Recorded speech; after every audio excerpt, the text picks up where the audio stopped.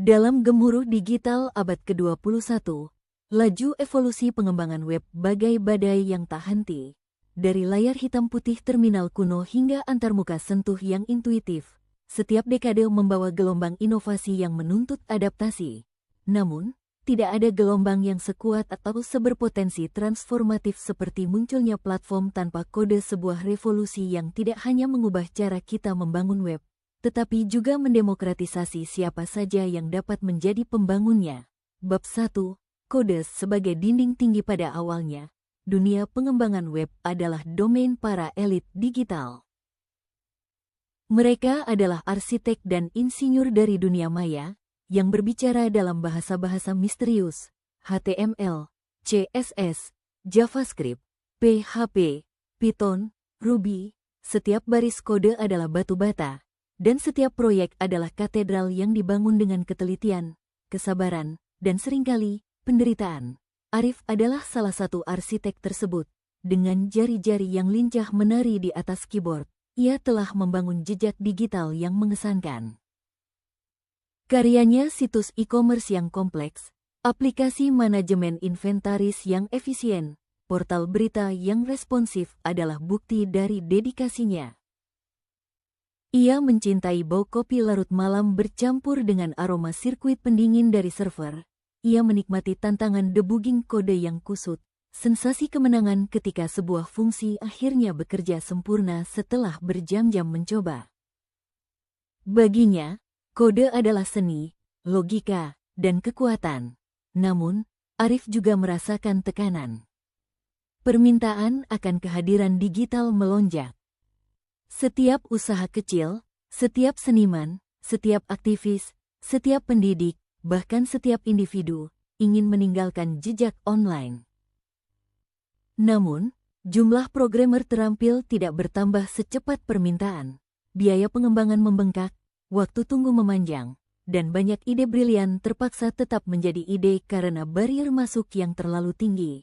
Kita tidak bisa melayani semua orang, gumam Arif suatu malam kepada rekan kerjanya, Sarah, seorang desainer UI UX. Permintaan di luar kapasitas kita. Butuh berbulan-bulan untuk membangun sesuatu yang sederhana, dan biayanya membuat banyak startup mundur. Sarah mengangguk. Aku sering melihat klien frustrasi.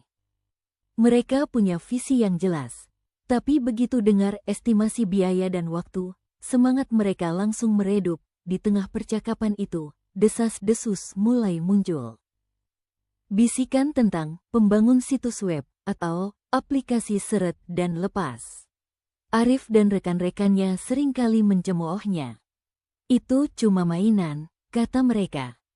Tidak bisa melakukan apa-apa yang serius, tidak scalable, tidak aman.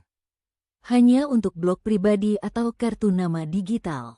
Mereka percaya bahwa kompleksitas dunia digital membutuhkan kecanggihan kode yang ditulis tangan, baris demi baris, dari awal.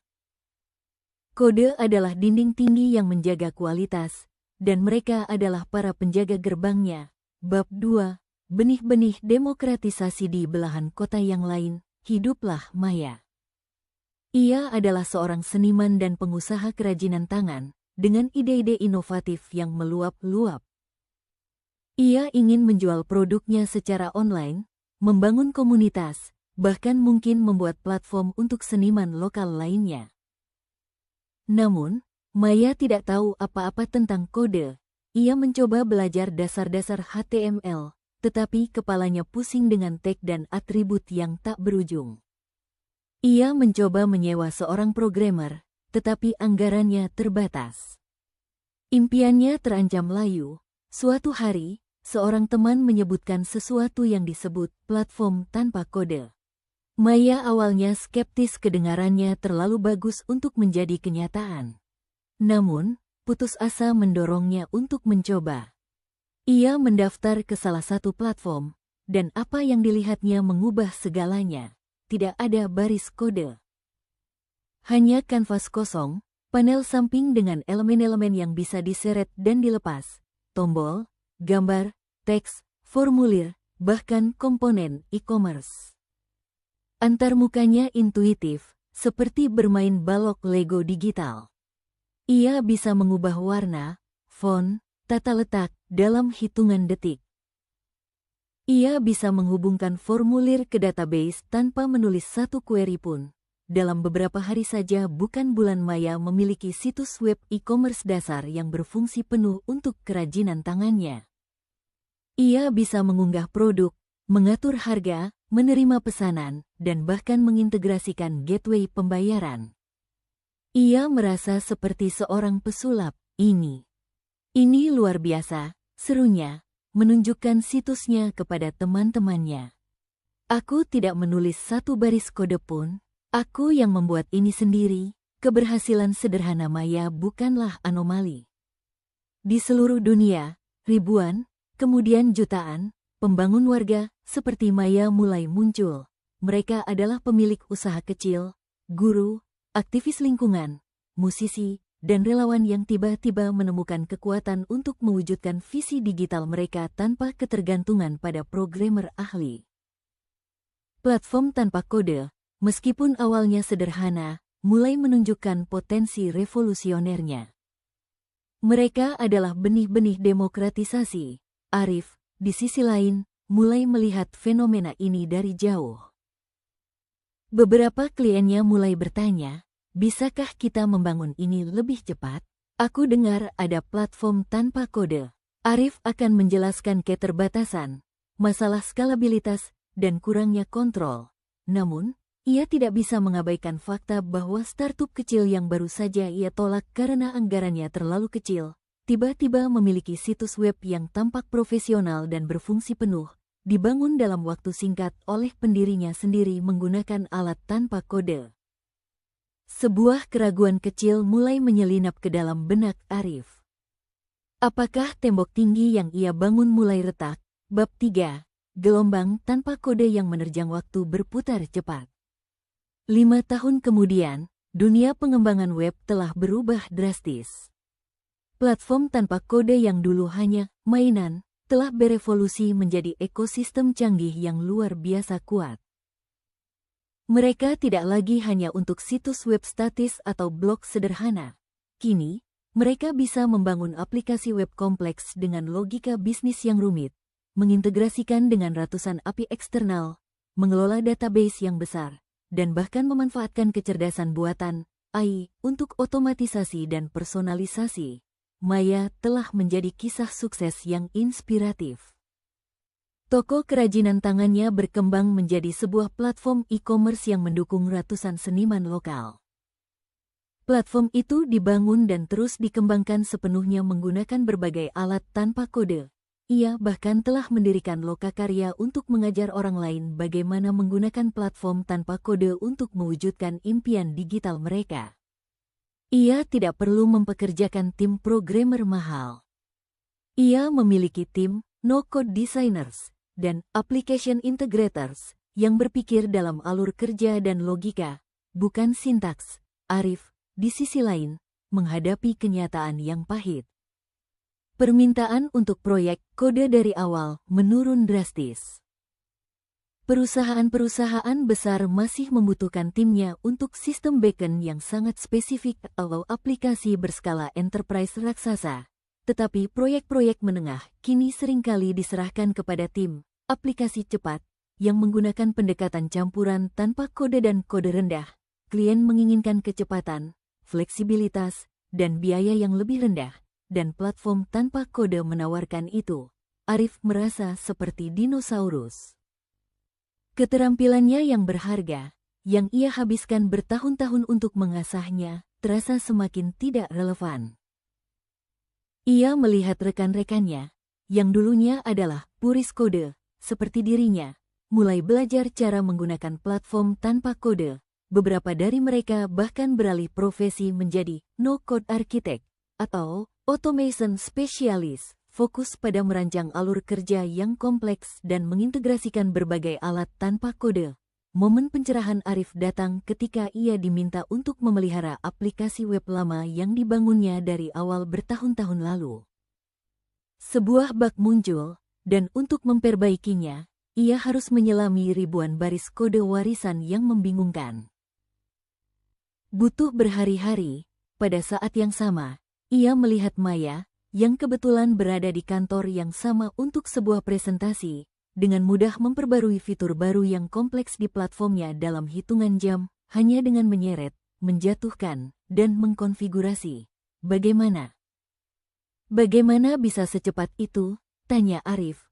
Suaranya dipenuhi campuran kekagetan dan sedikit kecemburuan. Maya tersenyum. Ini kekuatan tanpa kode, Arif. Aku fokus pada apa yang ingin kulakukan, bukan bagaimana kode ditulis. Platform ini mengurus detail teknisnya. Pada titik itu, Arif menyadari, kode bukanlah musuh. Kode adalah fondasi. Tapi masa depan bukan lagi tentang membangun setiap batu bata secara manual. Masa depan adalah tentang merancang struktur besar dan membiarkan alat yang cerdas memasang batu bata itu dengan kecepatan cahaya. Bab 4. Era pembangun warga dan kolaborasi hibrid. Arif membuat keputusan. Ia mulai belajar. Ia mempelajari platform tanpa kode terkemuka, memahami filosofinya, dan melihat bagaimana ia bisa mengintegrasikannya dengan pengetahuannya yang mendalam tentang arsitektur sistem dan keamanan. Ia menemukan bahwa platform tanpa kode tidak menghilangkan kebutuhan akan pemikir logis. Mereka justru membebaskan para pemikir itu dari beban sintaks dan membiarkan mereka fokus pada esensi pemecahan masalah. Peran Arif berubah. Ia menjadi seorang web arsitek hibrida. Ia masih menulis kode untuk fungsi-fungsi yang sangat spesifik dan kompleks yang tidak bisa ditangani oleh platform tanpa kode. Algoritma AI custom, integrasi tingkat rendah dengan sistem warisan, atau optimisasi kinerja ekstrim. Namun, sebagian besar proyeknya sekarang dimulai dengan platform tanpa kode sebagai fondasi, yang kemudian ia kembangkan atau integrasikan dengan kode custom jika diperlukan. Dunia pengembangan web benar-benar telah didemokratisasi. Pendidikan, guru-guru dapat membangun platform pembelajaran interaktif mereka sendiri tanpa tim IT. Media, jurnalis warga dapat meluncurkan portal berita lokal dalam hitungan hari. Sosial, organisasi nirlaba dapat membuat aplikasi penggalangan dana dan manajemen sukarelawan yang efektif. Usaha kecil, restoran dapat memiliki aplikasi pemesanan khusus mereka sendiri, seniman dapat membuat galeri digital interaktif, dan konsultan dapat meluncurkan platform pelatihan online yang canggih. Batas antara developer dan non-developer menjadi kabur.